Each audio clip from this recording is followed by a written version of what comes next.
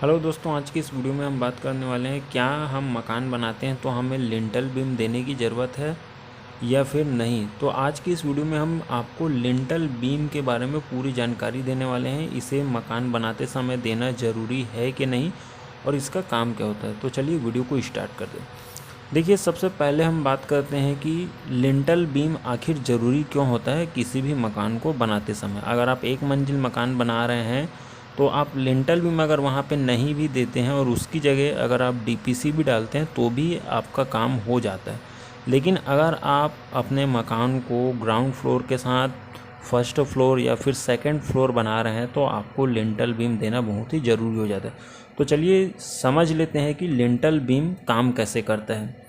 तो जैसा कि आप यहाँ पे ये जो पहला डायग्राम देख रहे हैं, इसमें आपको क्लियरली ये पता चल रहा है कि ये जो आप देख रहे हैं ये इसमें दो कॉलम है। नीचे आपका जो है प्लिंथ बीम है और इसमें चिनाई की गई है। जैसा कि आप ये देख रहे हैं इसमें ईंट की जोड़ाई की गई है। बीच में आपका जो सीन लेवल है, यहाँ 3 फीट में एक विंडो है और उसके ऊपर में दिया गया है लिंटल बीम। उसके बाद में फिर से 3 फीट जुड़ाई करके स्लैब डाला जाता है। ये किसी भी मकान को बनाने का बेसिक तरीका होता है। लेकिन अब क्या होता है कि कोई कॉन्ट्रैक्टर ऐसे होते हैं जो लिंटल बीम को मजाक ले लेते हैं। मतलब उन्हें यही नहीं पता होता है कि लिंटल बीम का काम क्या होता है और उसे देना ज़रूरी क्यों होता है। अब बहुत से लोगों के यहाँ जो मकान बनाए जाते हैं उसमें कॉन्ट्रैक्टर क्या करता है कि आप जैसा कि इस डायग्राम को देख रहे हैं कि इसमें ये जो दो कॉलम है, नीचे प्लिंथ बीम है और इसके ऊपर में जोड़ाई की गई है 3 फीट तक की और ये आपकी हो गई विंडो। तो अब जो कॉन्ट्रैक्टर होते हैं वो कई क्या करते हैं कि जो जहाँ पे विंडो दी जाती है केवल वहीं पे जो है वो थोड़ा सा लिंटल बीम डाल देते हैं। जो दोनों तरफ दीवार जो उसने उठाई होती है, जो चिनाई की होती है, उसके ऊपर में लिंटल बीम का लोड होता है और उसके ऊपर वापस से वो 3 फीट जोड़ाई कर देता है और वहाँ पे वो स्लैब डाल देता है। तो ये जो कई कॉन्ट्रैक्टर है, अधिकतर कॉन्ट्रैक्टर यही काम करते हैं। अब देखिए, ऐसे केस में होता क्या है कि जो इस प्रकार के लिंटल बीम डाले जाते हैं उनमें एक समस्या आपको ज़रूर देखने के लिए मिलती है। यहाँ पे हम आपको लिंटल बीम का काम समझा रहे हैं कि ये काम कैसे करते हैं। इसमें हो क्या रहा है कि ये जो लिंटल बीम है केवल विंडो के ऊपर दिया गया है और इसके ऊपर 3 फीट जोड़ाई की गई है। तो इसके ऊपर भी जो जोड़ाई की गई है उसका भी लोड जो नीचे चिनाई की गई है इसके ऊपर है और इस पूरी जोड़ाई का जो लोड है वो आपके प्लिंथ बीम के ऊपर में।